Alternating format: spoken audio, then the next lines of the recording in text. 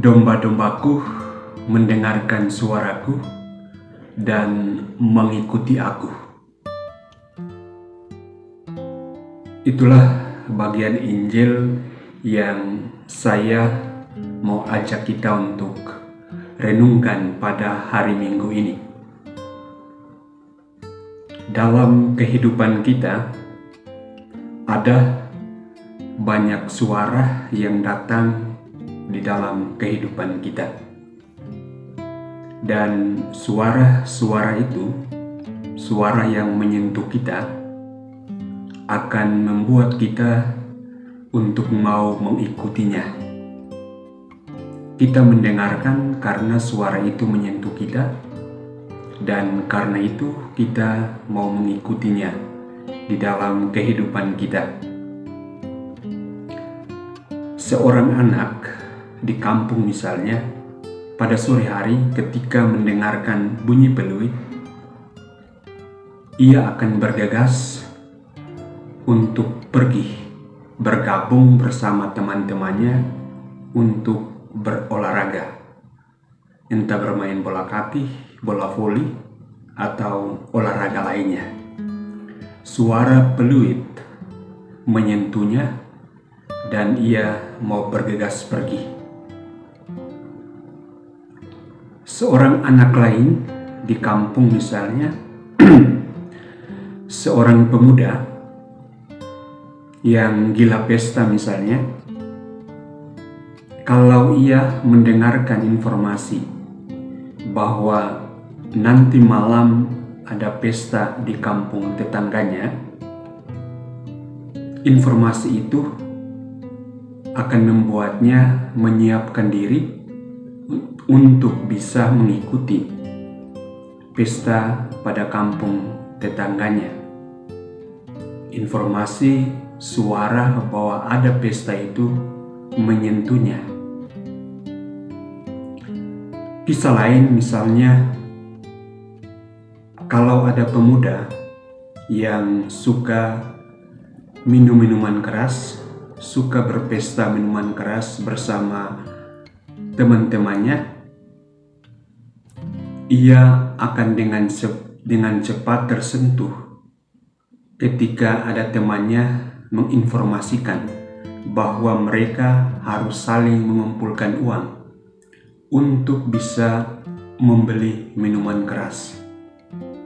Informasi bahwa harus mengumpulkan uang akan ditanggapinya dengan cepat karena informasi itu menyentuhnya.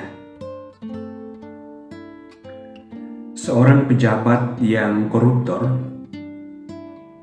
kalau diajak oleh teman rekan kerjanya atau oleh pimpinannya untuk melakukan korupsi berjemaah,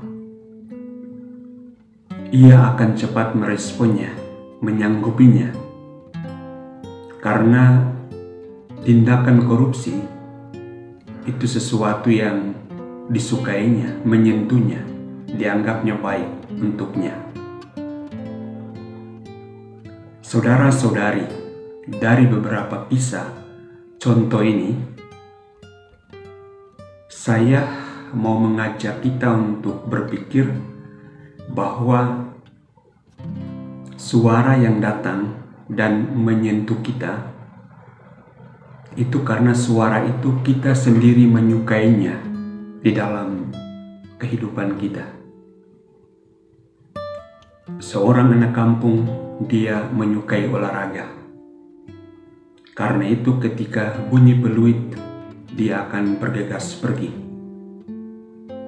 Seorang lain, karena ia menyukai pesta, ketika ada informasi pesta, dia senang untuk menyiapkan diri mengikuti pesta itu.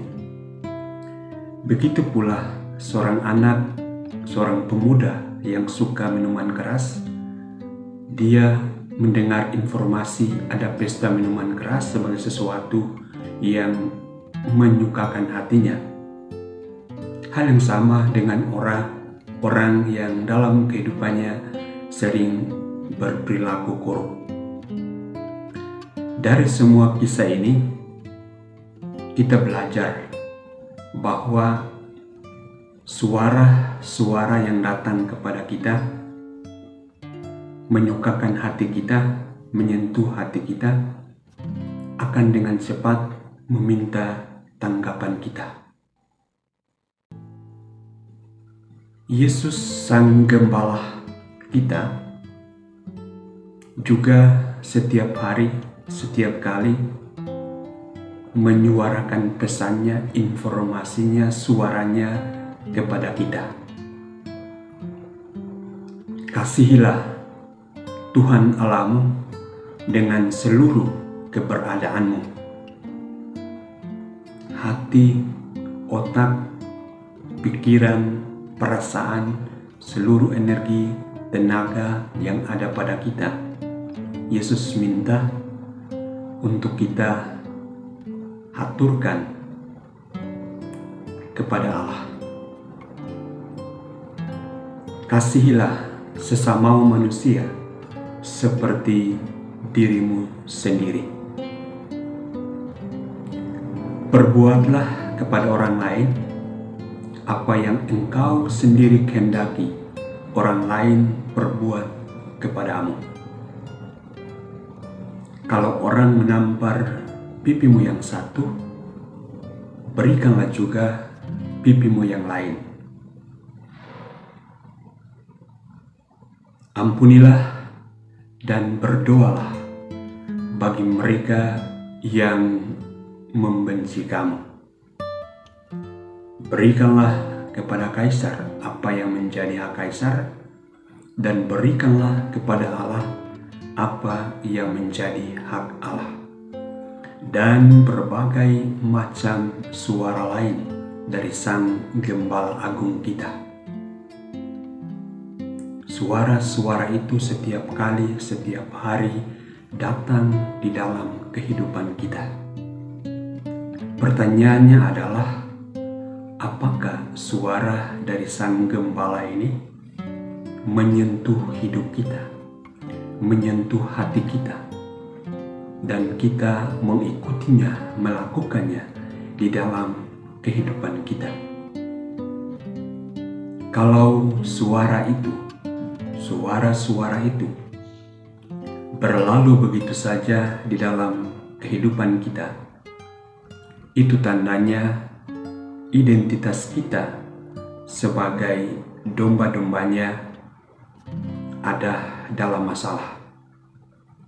Maka yang harus kita lakukan adalah berbenah diri dan bertobatlah. Tuhan memberi kita damai sejahteranya.